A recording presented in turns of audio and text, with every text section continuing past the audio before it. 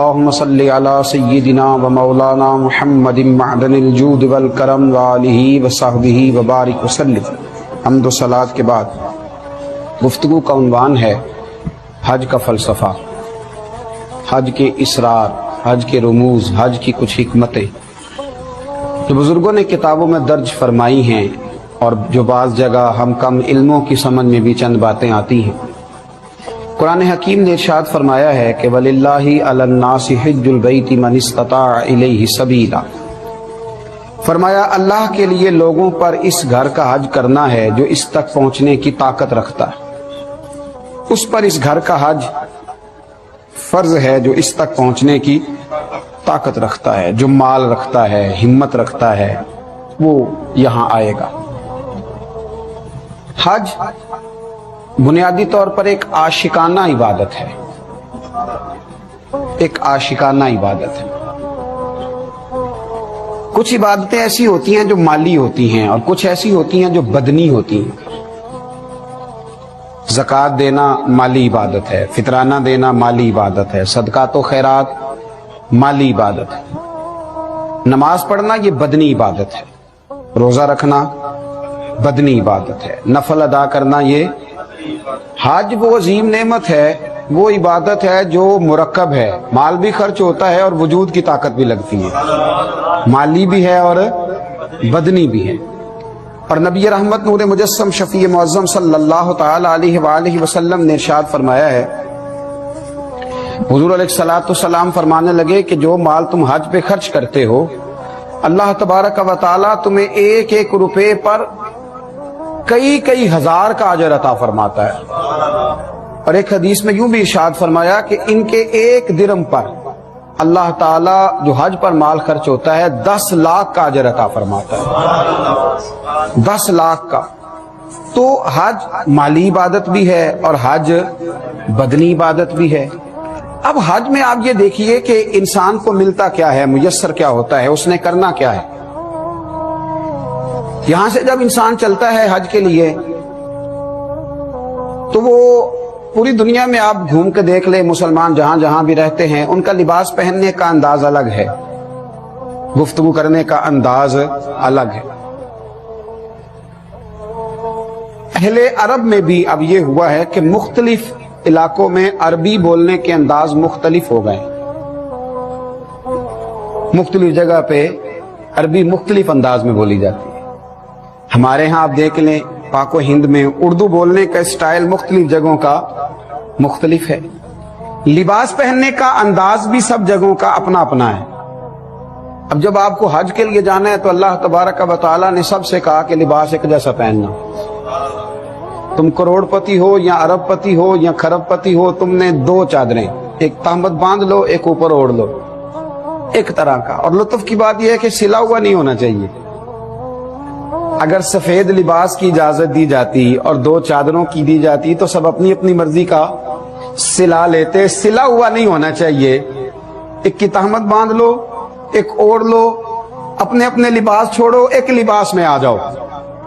اور اب تم نے اپنی اپنی بولی نہیں بولنی بلکہ کہنا کیا ہے، لبیک اللہم لبیک لبیک لا شریک لک لبیک ان الحمد والنعمت لک والملک لا شریک لک لبیک، یہ تم نے کہنا ہے، اپنی اپنی بولی نہیں بولنی، ایک لباس، ایک انداز گفتگو۔ عربی بولنی ہے تو اس میں وظیفہ بھی ایک ہے سب کا، لبیک اللہم لبیک، ایک وظیفہ، ایک انداز، اس ایک ترتیب کے ساتھ تم کو آگے بڑھنا ہے اور اسی ایک مرتب ترتیب کے ساتھ تمہیں اللہ تبارک و تعالیٰ کی بارگاہ عالی مرتبت میں حاضر ہونا ہے۔ کرنا کیا ہے؟ بیت اللہ شریف جانا ہے، فرمایا ہاں وہاں بھی جانا ہے، لیکن اس کے بعد نہ کھلے میدان ہے، کھلے میدان جاؤ، جا کے مینا میں خیمہ لگا لو، ایک لباس، ایک بولی۔ اب سمجھ آئی، ایک ہی صف میں کھڑے ہو گئے محمود و عیار، نہ کوئی بندہ رہا نہ کوئی بندہ نوا۔ اب سمجھ آئی اپنی ملت پر قیاس اقوام مغرب سے نہ کر، خاص ہے ترکیب میں قوم رسول ہاشمی۔ اب سمجھ آئی معاملہ کیا ہے، ایک کر دیا سب، بندہ و صاحب و محتاج و غنی ایک ہوئے، तेरी सरकार में पहुंचे तो सभी एक हुए। अब एक लिबास में मलबूस जाना है। इबादत अपनी मर्जी करने का नाम नहीं, इबादत अल्लाह की मर्जी करने का नाम, हुजूर अलैहिस्सलाम की मर्जी पर चलने का नाम। बैतुल्लाह शरीफ का तवाफ किया तो कहा जाओ जाके खैमों में बैठ जाओ। मिना के खैमों में करना क्या है? कुछ भी नहीं, नमाजें पढ़नी है जो रूटीन से पढ़ते हो। बस तुम्हें एक खैमे में रहना है। या अल्लाह, हमने तो अपना घर छोड़ दिया, मकान छोड़ दिया।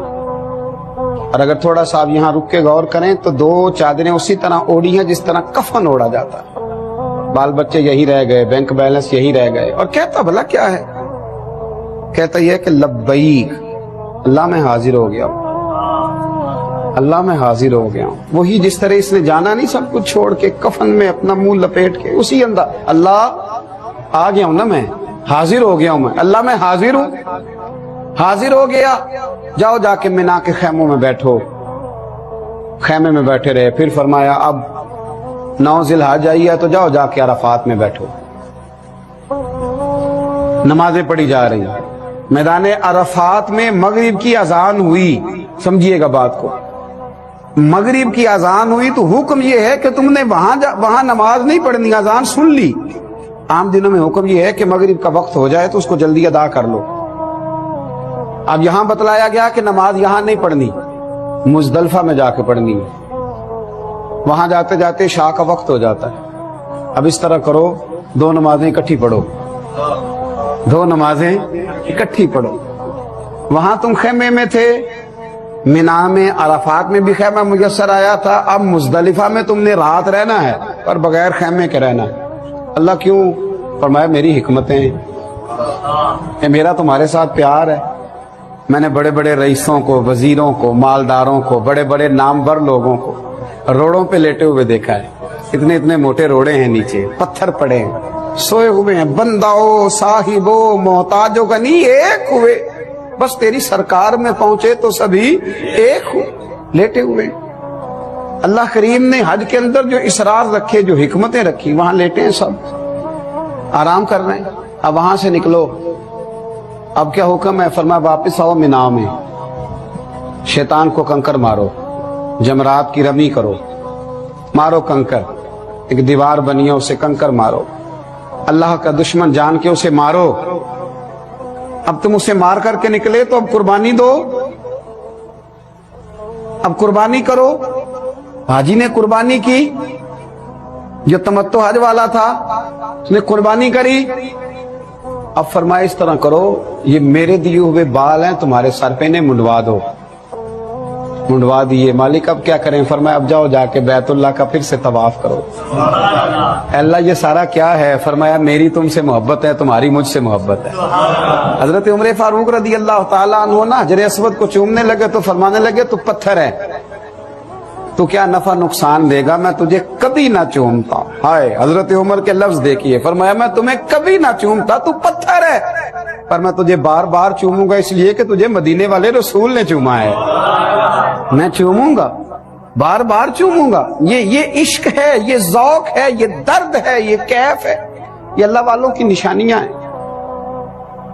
ये हज का फलसफा समझिए। अच्छा भला सियाना आदमी है, वो चलता है तो बड़े वकार के साथ चलता है, वो धीमे धीमे कदम उठाता है, वो उसका अंदाज बड़ा पुरवकार है चलने का तरीका। लेकिन जब वो सफा मरवा करता है ना, कर क्या रहा है? 2 पहाड़ियों के दरमियान चक्कर लगा रहा है। और एक मकाम ऐसा आता है कि उसे वहां भागना है। क्यों भागना? इसलिए कि जनाबे हाजरा भागी थी। जनाबे हाजरा, या अल्लाह, वो तो पानी के लिए भागी थी। तो यहाँ तो हाजी की बगल में पानी की बोतल मौजूद है, गले से लटकाए हुए है, सामने कूलर लगे हुए हैं। अल्लाह क्यों भागे? फरमाया बस उसका भागना पसंद ही बड़ा आया। तो मेरे हुक्म पर अपने बेटे के लिए भागती थी तो पसंद ही बड़ा आया है। बड़ा बड़ा बाबकार आलिम फाजिल शेख भागता है, ये क्या हो रहा है? ये बंदा अपने रब से मोहब्बत कर रहा है, ये उसके हुक्म पे दौड़ रहा है। वो तो इल्लत थी, वहां तो वजह थी, वहां तो मसला था, लेकिन ये दौड़े जा रहा है। क्यों? एक हिकमत है, एक दलील है, एक वजह है। हज के मौका पर जितने काम हैं اگر انسان اپنی عقل کا زور لگائے گا نا کہ میں سمجھوں یہاں حکمت کیا ہے، یہاں حکمت کیا ہے، تو یہ تو نادان رہ جائے گا، عقل تو ٹھوکریں کھائے گی۔ بہتر یہ ہے کہ عقل کو سمیٹے اور اکٹھی کر کے رسول اللہ کے قدموں میں رکھ دے، نبی کریم کا غلام کر دے، عقل کو حضور کا غلام کر دے، اور ذوق سے، شوق سے، تڑپ سے، درد سے آگے بڑھے، بیت اللہ شریف کا طواف کرے۔ یہ سارے اللہ سے محبت کی باتیں ہیں، یہ اس سے پیار کی دلیلیں ہیں، یہ عشق الہی ہے جو انسان کے سینہ میں موجزن ہوتا ہے، جو اس کو سنوارتا ہے، جو اس کو نوازتا ہے، جو اس کو عطا کرتا ہے۔ دیکھیے گا حضرت ابن عمر رضی اللہ تعالیٰ عنہ فرماتے ہیں، میں نبی کریم علیہ السلام کی مسجد میں بیٹھا تھا، ایک انصاری اور ایک ثقفی حضور کی خدمت میں حاضر ہوئے، اور سلام عرض کرنے کے بعد نہ دونوں بیٹھ گئے، تو حضور نے فرمایا جو پوچھنا ہے پوچھو۔ تو ابن عمر فرماتے ہیں وہ دونوں خاموش ہی تھے، تو حضور فرمانے لگے میں نہ بتاؤ تم کیا پوچھنے آئے تھے؟ خیال آیا مسلمان نیک و بد پہچان جاتے ہیں، اور محمد آدمی کے دل کی باتیں جان جاتے ہیں۔ فرمایا میں نہ بتاؤں تم کیا پوچھنے آئے تھے، بتاؤں میں؟ اور اس کی حضور کمال ہو جائے اگر آپ بتا دیں۔ تو نبی پاک صلی اللہ علیہ وسلم نے فرمایا تم یہ پوچھنے آئے تھے نا کہ ہم اپنے گھر سے جب کعبہ معظمہ کے ارادے سے نکلیں تو وہ کیسا ہے، اس میں ثواب کتنا ہے، پھر طواف کریں تو ثواب کتنا ہے، اور پھر شام تک عرفات میں ٹھہریں تو ثواب کتنا ہے۔ حضور فرمانے لگے تم یہی پوچھنے آئے تھے نا کہ پھر ہم جب جمرات کی رمی کریں، گویا شیطان کو کنکر ماریں تو ثواب کتنا ہے، اور پھر تم یہی پوچھنے آئے تھے نا کہ جب ہم طواف کریں تو اس کا ثواب کتنا ہے۔ طواف جس کو آپ رکن اعظم ہے جو حج کا، طواف افاضہ بھی جس کو کہا جاتا ہے، وہ ہم کریں تو اس کا ثواب کتنا ہے۔ طواف زیارت بھی جس کو کہا جاتا ہے، یہ ساری باتیں پوچھنے آئے تھے۔ کہتے ہیں انہوں نے عرض کی اس ذات کی قسم جس نے آپ کو حق کے ساتھ مبعوث کیا ہے، بالکل ہم یہی سوال کرنے آئے تھے، اور کوئی غیب تم سے نہاں ہو بھلا جب خدا ہی نہ چھپا رہا، تم پر کروڑوں درود۔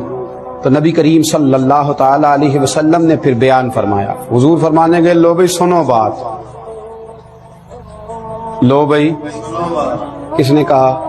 حضور علیہ السلام نے فرمایا لو بھائی سنو، پھر بات سنو۔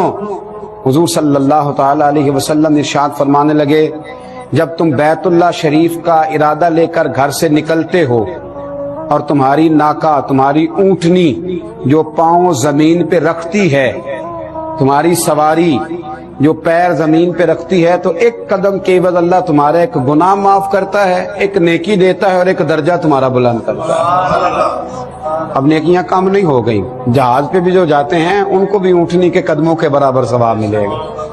فلسفہ حضور نے بیان فرمایا۔ پھر میرے رسول کریم صلی اللہ تعالی علیہ وسلم ارشاد فرمانے لگے تمہارا طواف کے بعد 2 رکعت نماز پڑھنا ایسا ہے جیسا تم نے کسی نبی کی اولاد میں سے کسی غلام کو آزاد کیا۔ اور پھر نبی کریم علیہ السلام فرمانے لگے صفا مروہ کی سعی اس طرح ہے جس طرح تم نے 70 غلام آزاد کر دیے۔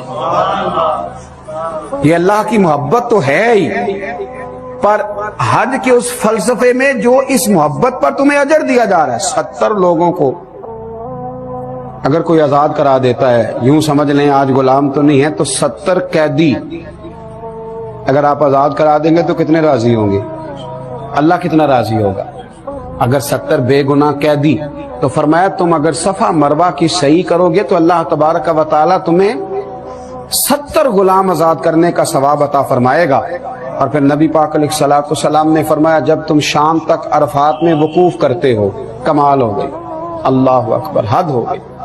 فرمایا جب تم شام تک وقوف عرفات کرتے ہو تو اللہ تعالیٰ آسمان دنیا کی طرف نزول اجلال فرماتا ہے، اور تم پر فرشتوں کے سامنے اللہ فخر فرماتا ہے۔ اور دیکھو میرے بندے آئے، اللہ فخر فرماتا ہے، خدا خود امیر مجلس میں اللہ فخر فرماتا ہے، فرشتوں کے سامنے اللہ فخر فرماتا ہے، اللہ اکبر۔ فرشتوں دیکھو میرے بندے میرے پاس غبار آلود بالوں کے ساتھ دور دراز کے رستوں سے چل کے آئے ہیں، یہ میری جنت کی امیدوار ہیں، اور فرمایا اگر تمہارے گناہ، اے حاجیو اگر تمہارے گناہ ریت کے ذروں، بارش کے قطروں یا سمندر کی جھاگ کے برابر بھی ہوں گے تو ضرور میں بخش دوں گا، سارے گناہ تمہارے معاف کر دیے جائیں گے، اور اے بندو لوٹ جاؤ تمہیں بخش دیے گئے ہو۔ اور پھر نبی کریم صلی اللہ تعالی علیہ وسلم نے فرمایا جب تم جمرات کی رمی کرتے ہو، جب تم شیطان کو کنکر مارتے ہو، تو ہر کنکری جسے تم پھینکتے ہو اس کے عوض اللہ تبارک و تعالی تمہارا ایک بڑا گناہ مٹا دیتا ہے۔ اور فرمایا تمہارا قربانی کرنا تمہارے پروردگار کے پاس تمہارے لیے ذخیرہ ہے، وہ خزانہ بن گیا ہے وہاں تمہارے لیے۔ اللہ اکبر۔ اور فرمایا جب تم اپنے سر کا حلق کرواتے ہو، اسے منڈوا دیتے ہو، تو ہر بال جسے تم نے کاٹا ہے اس کے بدلے تمہارے لیے ایک نیکی لکھی جاتی ہے، اور ہر بال کے عوض تمہاری ایک خطا بخش دی جاتی ہے۔ اور فرمایا اس کے بعد جب تم طواف کرتے ہو، طواف زیارت کرتے ہو، تو تمہارا کوئی گناہ باقی نہیں رہ چکا ہوتا، اب ایک فرشتہ اپنا ہاتھ تمہارے دونوں کندھوں کے درمیان رکھ کے کہتا ہے، تھپکی دیتا ہے، آئندہ نیک عمل کرنا، تیرے پچھلے سارے گناہ اللہ نے معاف کر دیے، آئندہ سیاںا بن جانا، اللہ نے تیرے پچھلے سارے گناہ معاف کر دیے ہیں، تیرے پچھلے بخش دیے گئے ہیں، اب آئندہ سمجھداری کا مظاہرہ کرنا۔ حج ایک ایسی عاشقانہ عبادت ہے، ایک ایسی زبردست عبادت۔ دیکھیے وہاں چلنا پڑتا ہے، وہاں سفر کرنا پڑتا ہے، لیکن ہم نے ایسے کمزور لوگ دیکھے جو بیساکھیوں کے سہارے چلتے ہیں اور اس کے باوجود پہنچے ہوئے ہیں۔ ایسے لوگوں کو دیکھا جو بیچارے ویل چیئر پہ ہیں اور وہ سفر کر رہے ہیں، اور کسی سے پوچھا گیا کہ جناب آپ اتنے کمزور ہیں تو یہاں تک کیسے آ گئے؟ تو کہا بس مالک نے بلایا ہے تو بندوبست بھی فرمایا ہے، اس نے اہتمام بھی کیا ہے، اس نے موقع بھی دیا ہے، اس نے اسباب بھی فراہم کیے۔ میرے محبوب کریم سید عالم صلی اللہ تعالی علیہ وسلم کے غلاموں، وہاں کا جو انداز ہے، حج بیت اللہ شریف کا جو انداز ہے، وہاں کے جو موقع ہیں، وہاں کی جو عطائیں ہیں، وہاں کا جو کرم ہے، اس کو ذرا غور سے سماعت فرمائیں کہ حج کے موقع پر انسان پہنچتا ہے، اس نے بہت سارا پیسہ خرچ کیا ہے، وہ تھک گیا ہے، لیکن جب وہ حج سے فارغ ہوتا ہے نا تو اس کے من میں جو خوشی ہوتی ہے اس کا کوئی اندازہ نہیں کر سکتا، اس کی طبیعت کے اندر جو رکت ہوتی ہے، جو کیف ہوتا ہے۔ اور بڑے تھکے ہوئے لوگ 8 ذی الحج کو احرام باندھا تھا، مینا میں گئے تھے، کچھ کو 7 کو ہی باندھنا پڑ گیا تھا، اور پھر وہ مینا بھی گئے، پھر وہ مزدلفہ بھی رہے، پھر وہ عرفات میں بھی وقت گزار کے آئے، پھر شیطان کو کنکر بھی مارے، قربانی بھی ہوئی، سر کے بال بھی منڈوائے۔ اب بوڑھے بھی ہیں، بزرگ بھی ہیں، نوجوان بھی ہیں، آج ہی مل کے بیٹھے ہیں۔ 10 ذی الحج کو جو کام کرنے ہوتے ہیں وہ بڑے مشکل ہوتے ہیں، اور رات کے تھکے ہوئے لوگ ہوتے ہیں۔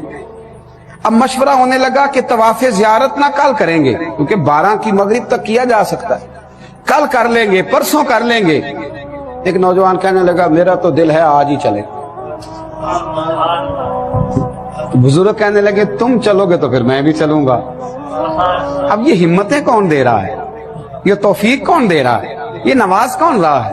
یہ ذوق کون پیدا کر رہا ہے؟ کون ہے جو ان کو کھچے ہوئے بلا رہا ہے؟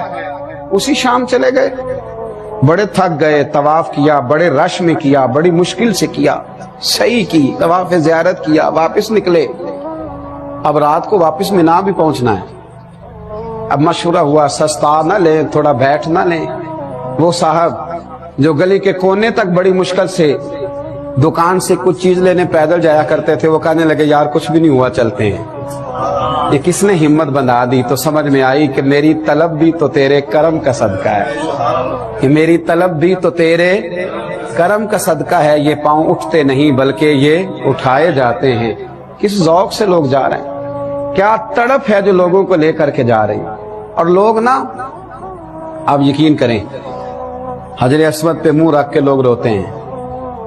میں نے دیکھا ہے مقام ابراہیم کے پاس کھڑے ہو کے لوگ روتے ہیں، کعبۃ اللہ کا دیدار کیا ہے تو لوگ روتے، تڑپتے، سسکیاں لیتے۔ یوں لگتا ہے کہ جیسے حضرت عبداللہ ابن جبیر رضی اللہ تعالیٰ عنہ نے ساری دنیا کا سفر کیا، بڑے بڑے جگہوں پہ گئے، बैतुल्लाह शरीफ भी गए तो लोगों ने उनसे पूछा कि ये बैतुल्लाह शरीफ क्या है।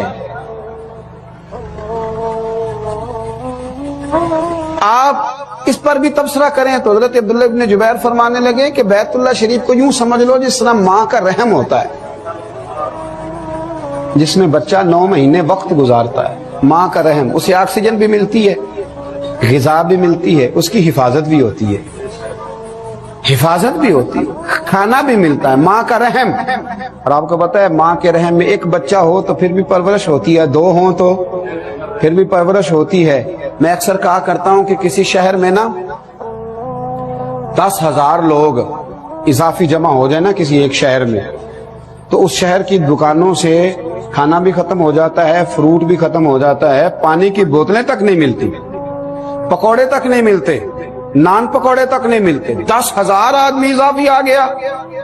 बैतुल्लाह शरीफ वो माँ के रहम की तरह जगह है कि जहां 50-50 लाख लोग इजाफी आ जाते हैं। और हज के मौके पर मैंने ये देखा है कि लोग पेश कर रहे हैं, यार एक दूध का गिलास मुझसे ले लो, एक पानी की बोतल मुझसे वसूल कर लो, यार ये थोड़ा मेरी तरफ से। और जितना खाना आया है वो बच ही गया है, जो कुछ आया है बच ही गया है। फिर समझ आई है कि आज मेजबानी करने वाली मखलूक नहीं, आज मेजबान कोई और है, आज कोई और है जो मेजबान है, जो लुटा रहा है, जो अता कर रहा है, जो नवाज रहा है, जिसकी रहमतें करम बरखा की तरह बरस रहा है, जो आने वालों पे अताएं कर रहा है। हज इतनी ज़ौक वाली, इतनी शौक वाली, इतनी दर्द वाली बात। आप देखिए, मैंने जैसे कहा कि बैतुल्लाह का तवाफ करना है, चक्कर लगाने बस हाजी लगा रहा है, हजर अस्वद को चूमना है तो बहरहाल उसे चूम रहा है, नफल पढ़ने हैं तो बहरहाल पढ़ रहा है, आबे ज़मज़म पी रहा है, सफा मरवा के बीच दौड़ रहा है। अब ना जब इसने तवाफ़े ज़ियारत कर लिया तो अगले 2 दिन फिर इसने मिना में रहना है, कोई इजाफी काम नहीं करना 11-12 ज़िलहज को, चाहे तो 13 को भी रहे, अजर मिलेगा। अब इसने अगले 2 दिन 2 रातें फिर क़याम करना है मिना में। करना क्या है, कोई बहुत बड़ी इजाफी इबादत है, कुछ भी नहीं करना, बस 7 कंकर लेने और जमरे पे जाना है, जमरात पे शैतानों को 7 कंकर मारने। इस काम के लिए 2 दिन वहां रुका हुआ है, इस काम के लिए। लेकिन इसके हाशिया ख्याल से एतराज नहीं उठता कि इतना सा काम था तो एक दिन में हो जाता। ये समझ रहा है कि इस खैमे में मैं खुद नहीं बैठा, किसी का बिठाया हुआ बैठा हूं, मैं खुद नहीं बैठा, मैं किसी का, यहाँ मुझे किसी ने बिठाया है, 2 रातें रहा है, खैमे में क़याम किया, सिर्फ उसको कंकर मारने, सिर्फ इसने इजहार करना है कि मैं तुझे नापसंद करता हूं, इसने कंकर मारने, किसी का बिठाया हुआ बैठा है। और मेरे नबी करीम अलैहिस्सलाम से सहाबा ने अर्ज की, या रसूलल्लाह ये कंकर मारने का भी अजर, फरमाया ये तो तुम्हें क़यामत में पता चलेगा जब मीज़ान अमल पे तोला जाएगा, तो तुम्हें वहां पता चलेगा। वहां कंकर मारने हैं, 2 दिन क़याम करना है, फिर इसको वापस लौटना है, तवाफ़े विदा करना। इसको हर इबादत में ये कोई फलसफा नहीं पूछता, कोई हिकमत नहीं पूछता, कोई दलील नहीं पूछता, बस इसे हुक्म है कि तू आ जा तो ये पहुंच जाता है। हजरत अली बिन मौफक रदी अल्लाह ताला फरमाते हैं, मैंने कई हज किए, अल्लाह ने मुझे मौके दिए। एक ऐसा वक्त भी आया कि मैंने हज के मौके पर इतने लोग देखे कि मैंने जिंदगी में कभी नहीं देखे थे। हमारे यहाँ एक लफ्ज बोला जाता, इंसानों का ठाठे मारता हुआ समुंदर। सियासी लोग भी और बाज़िल्ला माशाल्लाह मजहबी लोग भी ये बयान करते हैं कि ये ठाठे मारता समुंदर। सुना ना जुमला? हालांकि वो कई दफा पूरी नहर भी नहीं होती जिसे ठाठे मारता समुंदर बोल दिया जाता, नहर भी नहीं होती, झील भी नहीं होती। अगर किसी को इंसानों का समुंदर देखना हो तो वो उसे बैतुल्लाह शरीफ में नजर आएगा। जिस आजान जब होती है तो गलियों से लोग यूं ही निकलते हैं और इंसान बरता हैरत में गुम हो जाता है कि इतने लोग समाये कहाँ थे, ये कहाँ रुके हुए थे, ये कहाँ सो रहे थे, इनके बिस्तर का इंतजाम कहाँ था। अब ये सारी मखलूक खुदा है, ये वहां रुकी हुई है, खा रही है, पी रही है। हजरत अली बिन मौफक कहते हैं, मैंने भी, और जिसने बड़ी बड़ी दुनिया देखी हो वो भी हज के मौके पर हैरान रह जाता है कि इस तरह भी होता है। हजरत अली बिन मौफक कहते हैं, मैंने हजारों का मजमा देखा, समझ ले मैंने लाखों लोग देखे उस साल। तो मैंने बैतुल्लाह शरीफ के, मैं हज की शहादत से फारिग हो चुका था, मैंने ना बैतुल्लाह शरीफ का गुलाफ थाम लिया। اور میرے دل میں خیال آیا کہ اللہ اتنے بلائے ہیں، قبول کس کس کا ہوا ہے؟ قبول بھی ہوا کہ نہیں؟ اتنے بلا لیے۔ فلسفہ حج میں اس بات کو بھی ذہن میں رکھے، قبولیت کی ڈگری ہمارے پاس نہیں ہے، قبول کرنے والا مالک ہے۔ ہاں، نہ کسی کے حال پہ طنز کر، نہ کسی کے غم کا مذاق اڑا، وہ جسے چاہے جیسا نواز دے۔ یہ مزاج لطف رسول ہے، اور کوئی آیا لے کے چلا گیا، کوئی عمر بھر بھی نہ پا سکا، میرے مولا تجھ سے گلا نہیں، یہ تو اپنا اپنا نصیب ہے۔ صلی اللہ تعالی علیہ۔ تو میں اور آپ شکوہ نہیں کریں، میں اور آپ اعتراض نہیں کریں، میں اور آپ کبھی بھی اس چکر میں نہ پڑیں کہ یہ کیسے ہوا تو وہ کیسے۔ حضرت علی بن موفق کہتے میرے دل میں خیال آیا کہ یا اللہ اتنے بلائے ہیں تو قبول کس کس کا ہوا ہے؟ تو فرماتے ہیں ہاتف غیب سے ندا آئی کہ علی تو اس بحث میں نہ الجھ، میں نے یہاں بلایا ہی اس کو تھا جس کا میں نے قبول کرنا تھا، میں نے بلایا ہی اس کو تھا جس کا میں نے۔ یہاں لوگ اعتراض کر رہے ہیں، فلاں آدمی چوتھی دفعہ جا رہا ہے، فلاں پانچویں دفعہ جا رہا ہے، فلاں چھٹی دفعہ جا رہا ہے، عمرے پہ عمرے کیے جا رہے ہیں۔ بھئی یہ عبادت ہے، اللہ جس کو توفیق دے۔ بلکہ ہمارے بزرگوں نے لکھا ہے اللہ کریم کے پیارے خلیل حضرت ابراہیم علیہ السلام نے جب بیت اللہ شریف کی تعمیر فرمائی تو خیال دل میں پیدا ہوا کہ اللہ کون آئے گا، تو آپ کو پتہ ہے نا کہ حکم ملا تھا کہ آپ کعبے کی چھت پہ کھڑے ہو کے آواز دیں۔ تو بزرگوں نے لکھا ہے کہ حضرت ابراہیم نے آواز دی لوگوں بیت اللہ کا حج کرو، آؤ زیارت کے لیے، تو فرمایا رب کریم نے ان کی آواز کو روحوں تک پہنچا دیا۔ جو باپ کی پشتوں میں تھے، ماں کی رحموں میں تھے، جن کو ابھی دنیا میں آنا تھا، کہ روحوں تک آواز گئی۔ بعض مشائخ فرماتے جس نے جتنی بار لبیک کہا ہے اتنی بار وہاں حاضری دے گا۔ جتنی بار لبیک کہا ہے نا کن فیکون تے کل دی گل ہے، کہا جس نے جتنی دفعہ لبیک کہا ہے اتنی دفعہ وہاں حاضری۔ یہ تو نصیب کی بات ہے، یہ تو کرم کی بات ہے، یہ تو عطا کی بات ہے کہ کون کتنی دفعہ جاتا ہے، کون کتنی دفعہ وہاں جا کر کے حاضری دیتا ہے، کس کو کتنی دفعہ وہاں جانے کا موقع ملتا ہے۔ تو حج بیت اللہ پہ اس فلسفے کو ضرور ذہن میں رکھنا چاہیے کہ یہ خالصتاً محبت الہی کا موقع ہے، یہ خالصتاً اللہ تبارک و تعالیٰ کی عطا ہے، یہ خالصتاً اس کا کرم ہے۔ میرے رسول کریم صلی اللہ علیہ وسلم نے اپنے حج فرض ہونے کے بعد ایک ہی حج فرمایا ہے۔ حضور سید عالم صلی اللہ تعالی علیہ وسلم نے خود اعلان فرمایا، محبوب فرمانے لگے میں حج کا ارادہ رکھتا ہوں، جس کو جانا ہے آ جائے۔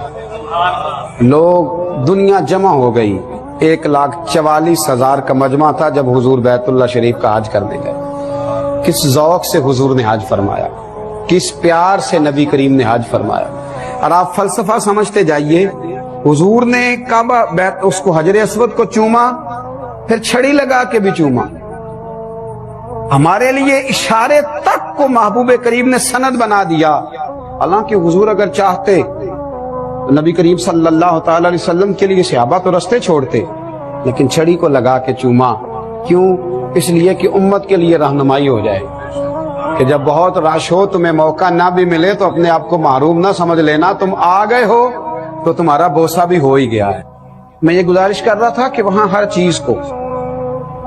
چیز کو سرکار دو عالم صلی اللہ علیہ وسلم نے اپنے غلاموں کے لیے کھول کر بیان فرما دیا، کھول کر بیان کر دیا۔ فرمایا کہ تم نے استلام بھی کر لیا دور سے اشارہ کر کے، تو حجر اسود تمہیں بھولے گا نہیں، وہ یاد رکھے گا، صبح قیامت تمہاری گواہی دے گا، اللہ تبارک و تعالیٰ کی بارگاہ میں تمہاری گواہی دے گا۔ حضرت ابن عباس فرماتے ہیں کہ نبی کریم صلی اللہ تعالی علیہ وسلم نے فرمایا اللہ تعالیٰ ہر روز اپنے حرمت والے گھر کا حج کرنے والوں پر 120 رحمتیں نازل فرماتا ہے۔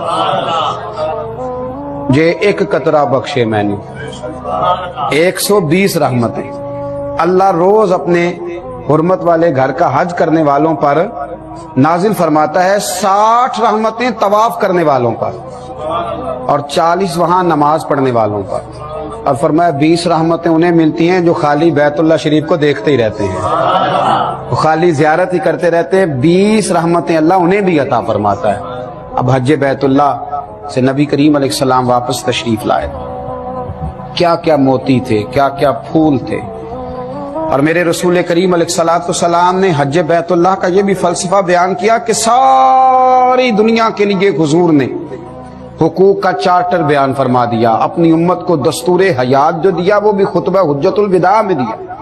حج کے موقع پر امت کو یہ درس دیا کہ پوری دنیا سے وہاں لوگ آئیں گے اور وہاں تمہیں ایک عہد بھی باندھنا ہے، وہاں کے خطبے میں تمہیں ایک عہد باندھنا ہے، تم نے آگے کے لیے منصوبہ بندی کرنی ہے، دین کو کیسے پھیلانا ہے، ہمارے گناہ معاف کر دیے گئے، اب تم نے کس تازگی کے ساتھ آگے بڑھنا۔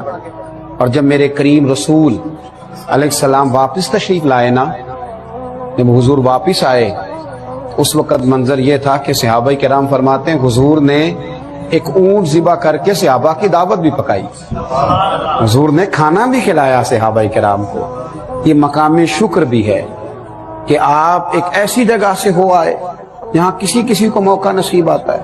پلٹ کر دیکھیے تو صحیح کتنے لوگ ہیں جن کو یہ موقع مل ہی نہیں سکا، جو جا ہی نہیں سکے۔